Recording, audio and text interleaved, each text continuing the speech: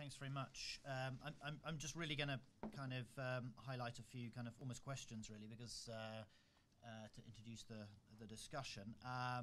So just very quickly on Bond, for those of you who don't know, we're the network that brings together many of the international development agencies in Britain, over 350, from the very biggest through to tiny organisations. And certainly for us and for our membership, this is a very major concern and a major issue that we want to address. And it's also one of those ones that is huge, and anything that can be done about it, and I think that's a good question to look at, is really what can be done to address the issue.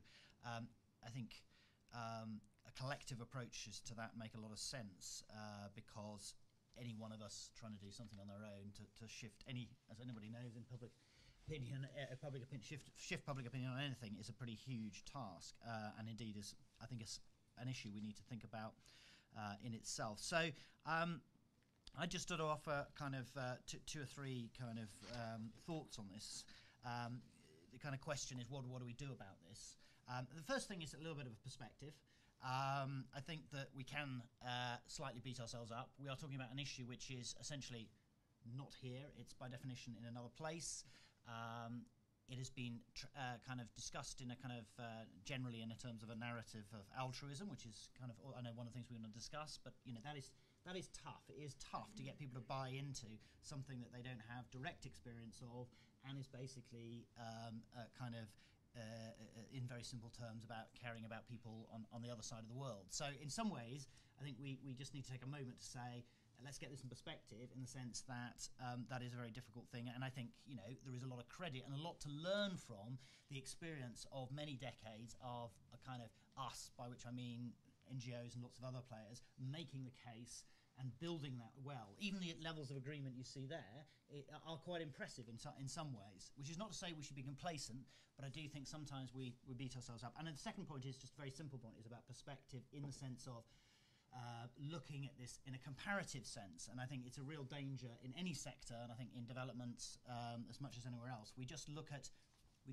how people think about that issue kind of in isolation. I think many of the interesting insights are how people see it in relation to other issues, which helps us understand, well, what's the moving variable here, and also what groups of attitudes and kind of understandings go together. So I think, again, that's a lesson for us kind of in the sector, as it were, is not just to get locked in on our silos. So just two or three kind of broad thoughts in terms of what we actually need to do about this. One is obviously the question of understanding and digging in and understanding not only all the things that we just discussed now about tracking what people think, and also why they think them.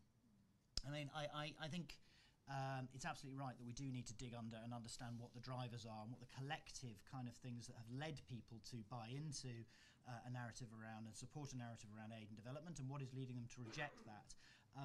If we don't understand that and just treat the symptoms, aid or whatever else, I think we're doomed.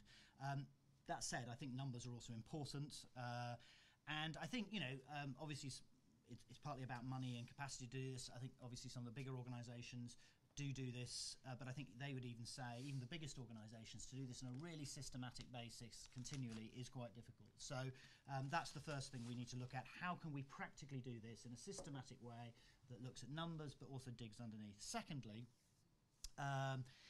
is the question of messaging, and there's been a lot of debate about this, and Bond itself has helped facilitate some of this, about the different types of messaging that the public receive, particularly obviously from NGOs, but from other sources as well, which is critical, you know, media and everything else, because we can do everything we like if media and other sources, which are probably a lot more powerful than anything we directly put out. So the question is about messaging, you know, what messaging we do use at the moment and what people receive. And I think that's also a thing for NGOs we need to look at. Different parts of NGOs are producing different kind of messages sometimes, and I mean, that's not a criticism, it's just a kind of fact of life. And I think that leads on to a key point to me in all this is clarity about purpose and outcome. You know, why are we trying to persuade the public to engage in these issues? For what outcome? And the truth is, in terms of NGOs at least, and I think perhaps the wider community, is that there are a range of different issues, and if we a range of different purposes. So one of those, obviously, for example, is fundraising. Now, certain parts of NGOs who deal with kind of campaigning and attitudes and so on, sort of, I don't think it's a kind of a great secret that necessarily don't sort of are sort of thinking, well, that's a kind of different issue. That's fundraising, and what we do is campaigning, or what we do is brand building or whatever. And the point is, from the punter out there, they're just receiving messages. So I think there is a point here about understanding purpose and what the outcome is. And a fundamental question, which is really one for debate, is to what degree do we see as a community that it is vital that we change attitudes to more positive attitudes towards aid and development and towards engaging, just sort of full stop, in and of its own right, as a kind of meta goal, because we think other things are going to flow from that. I mean, in a way, that's quite known because it is that those things are ambitious. They are very ambitious goals.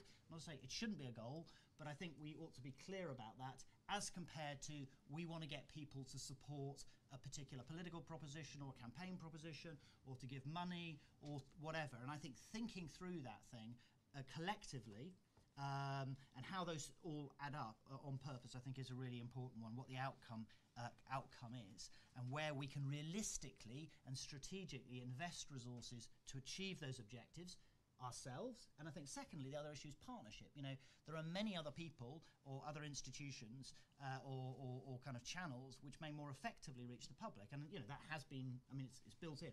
Faith community, for example, often have a big strong emphasis on development. They for those within those communities, that's often the best way for them to hear it. Or it could be through all sorts of other channels. That's just one example. That historically in development has been one significant area. So so then that leads on to the final point, is about the how. So as a community, how is it that we can most strategically reach the public, or those cohorts of the public that we think need to be reached? And it's going to be our supporters. So there's something about people who already are supporting us, how we keep them on board, how we graduate their interest, and so on and so forth. But who of the sort of people who are unconvinced can we reach? And I think this is where some of the research can really help us. Who can we reach with the most, the kind of most effectively, both in terms of channels, but whether it's through media or digital or all those kinds of things that obviously a lot of specialists look at, but also with what kind of arguments. And I think that leads finally on to this point. One of the points about messaging, I think, is this really interesting point about the kind of, again, it's a hugely crude way of putting it, and it's really a question to put out there, the sort of altruistic moral arguments, if you like, and the sort of, people would say, quote, self-interested, kind of more pragmatic arguments. And I sort of feel at the moment there's a slightly uncreative sort of, a kind of a discussion between that it's kind of, one is, you cannot do one without any of the other, sort of thing. And I don't know, that's, to me, is an interesting one, is to think about the sort of arguments that go, that stay true to the kind of values and the moral values, and making those clear and modern and relevant, but also at the same time, it's a question really, are the ways that are kind of truthful and have integrity, that we can make the arguments that kind of also relate to these points about what the kind of, perhaps not the self-interest, but the common interest is of all of us, which have been in different phases in the past in development, perhaps stronger and more in focus, less so perhaps recently. So those are kind of few kind of just questions really, and thoughts in terms of kind of priming our decision, the kind of different areas where I think we need to at least discuss and decide what it is, how we need to respond across all of those. Thank you very much, Ben. And thank you to all our panelists. I think that was a fantastic discussion and raises some really, really interesting questions for the audience to talk about. I've just got one myself before I open it up to the floor. Lenny, you were talking about how to change the some quick wins, some narratives that are quick wins in terms of furthering public engagement.